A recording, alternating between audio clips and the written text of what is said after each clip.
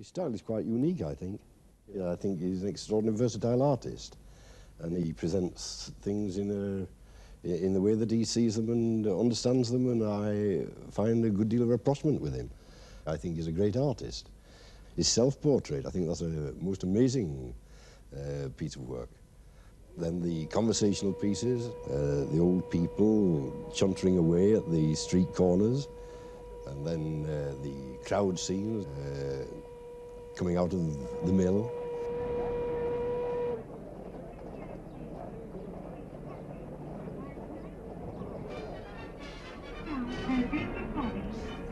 Daisy Nook, I get a magnifying glass out and I watch glass, actually, a jeweler's watch glass. And I get my nose down to the picture and I look at all these small people about, and they're all painted extraordinarily well. And although some of them just look like a stroke, at the same time they've got the posture of people. I'm not quite sure just where Daisy Nook is, but that could be anywhere. It could be Bowling Tide at Bradford, it could be Woodhouse Feast at Leeds, it could be anywhere, a tide or a feast or a fair. And this is really typical. You get everything there. I think in about 100 years' time, maybe when fairs like this probably have died out, that people will wonder what this is all about. And perhaps in a couple of 100 years' time, because I'm sure that people will be wanting to look at Lowry in a couple of 100 years' time.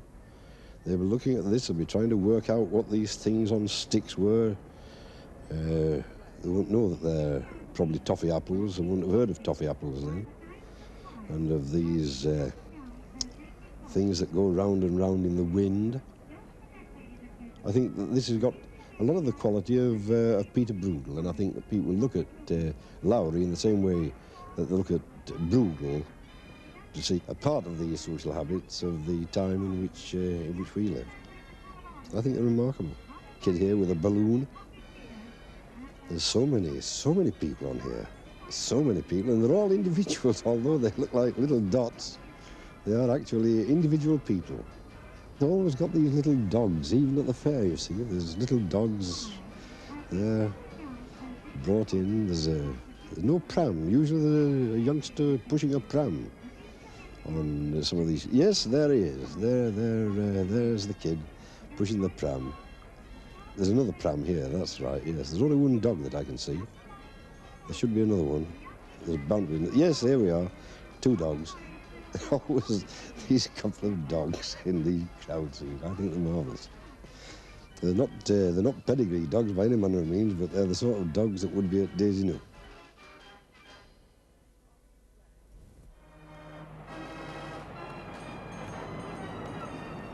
The happiest one is perhaps of the people paddling on the seashore, a day at the seaside. Because that's quite obvious to me. They've all fallen off a trip train. They've rushed down to the nearest point they could on the sands. Everybody's in. The grandmas, the granddads, the mums, the dads, the youngsters, even the dogs. The dogs, of course, they're having a good time. Then you've got the youngsters with the pails. You've got the pram again with a couple of youngsters in it. One for whom the pram's necessary and the other's getting a lift.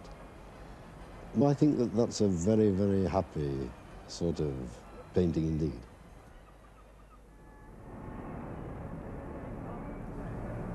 Yeah, this one, the man lying on a wall, it always makes me laugh. I wonder, I know how he got there, and I know where he's been, I think. I think that he went in the office in the morning with his briefcase and his umbrella, just in case it was going to rain, and he's had the afternoon off, I reckon. I think he's been to a wedding.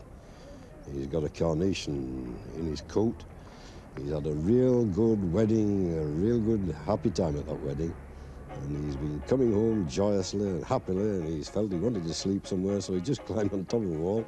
He's put his hat on top of his chest there. He's got a cigarette in his mouth. That's probably gone out anyway. I think he was probably a clerk in the stockbroker's office somewhere in Manchester, perhaps. And that he's been to his grandmother's funeral, or that's what he said. Went to a wedding reception instead, and he had a good time with that lad. I like that one, it makes me laugh.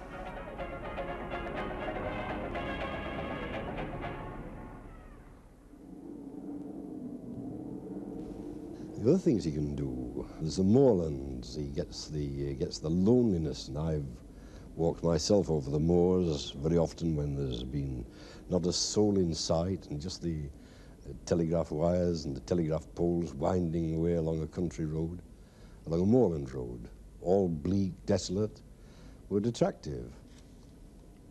He's done two that I know quite well of farm scenes, soft country scenes, not the hard moorland and mountain and lake scenes that perhaps people are more familiar with, but a couple of farms, one in the Fylde. I think that that's as peaceful and as prosperous a scene as anybody could see, and yet that's at Lowry too.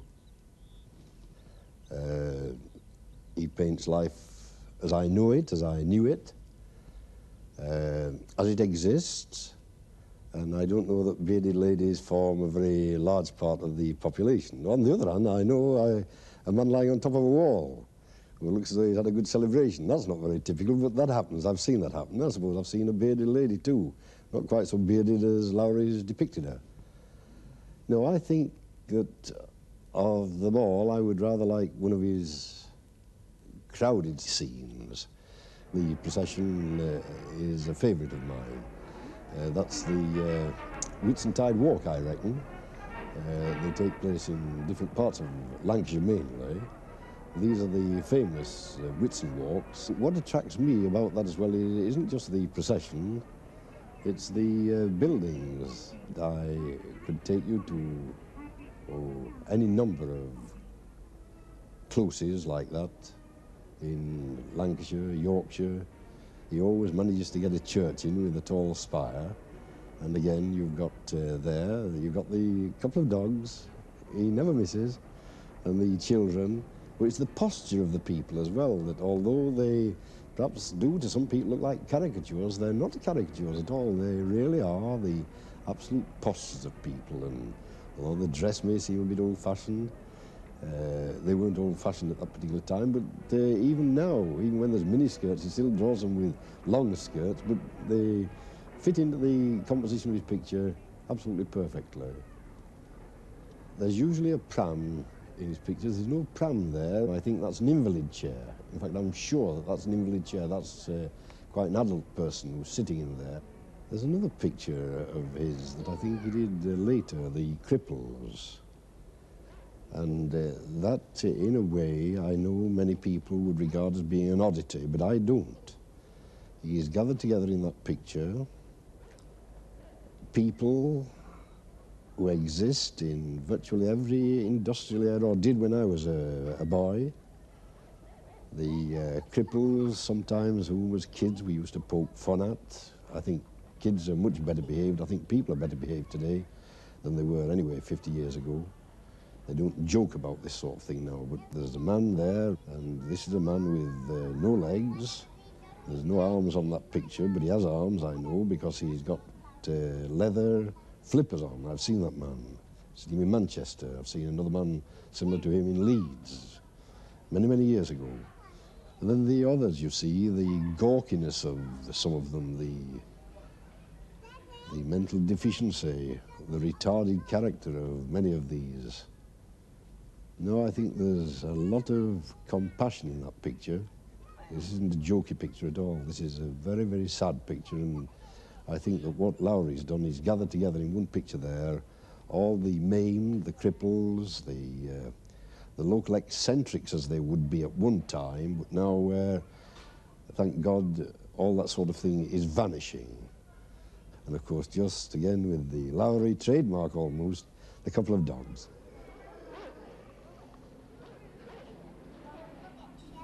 This idea that Lowry is a lonely man, some way a kind of recluse, I don't get it at all.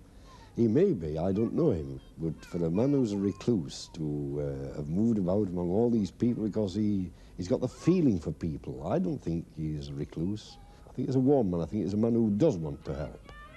And I think that he's put on canvas there a good deal of compassion, a good deal of humanity, a good deal of humour, and real life.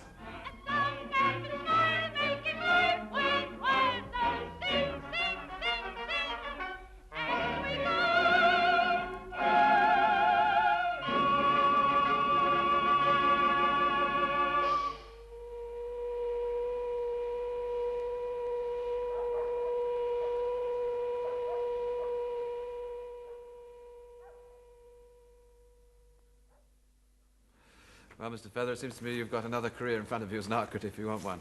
Have you ever met Ellis Lowry? No, I've never met him. I would like to. Well, we hope you're watching that. In that case, we might get an invitation for you. Do you own any of his paintings? No, only prints, of course. The first time we met... A good number of prints of his paintings, but no. Well, the first time... I know people who do. Ah. The first time we met, in fact, was earlier this week at the Royal Academy dinner when I noticed you were actually looking at Lowry paintings then with a certain covetous eye. Seascape. But what I also noticed was you were greeted by the Prime Minister, Mr. Heath, and he said to you, good evening, Mr. Painter Feather, Mr. Artist Feather. It was a greeting. I greeted him as Mr. Musician Heath. I hope you heard that too. I did hear that, but I know that he's a musician. I think everybody knows it by now that he's a musician, but I don't think so many people knew that you were a painter. I'm not a very good painter.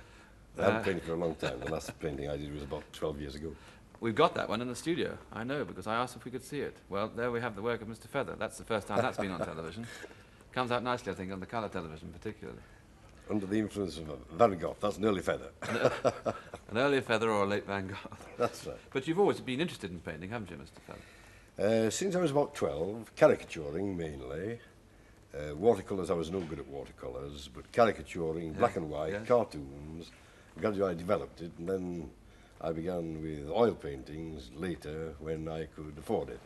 It costs more, I think, to be a painter than it did to be just a cartoonist with a pencil and some Indian ink and pen and brush. Yeah. But painting, you needed a board, you needed a canvas, you needed expensive brushes, so expensive paints. It is important to emphasise that painting is not a rich man's hobby. Oh, no, not by any manner of means. And there's an enormous number of people who regard painting by themselves as a kind of secret vice. They'll tell you when they know that you're interested in painting, and they'll say, well, actually I do a bit of painting myself. But otherwise they keep it very dark. It's almost as though they were ashamed of it, like being a pot smoker or something like that. Thank you very much.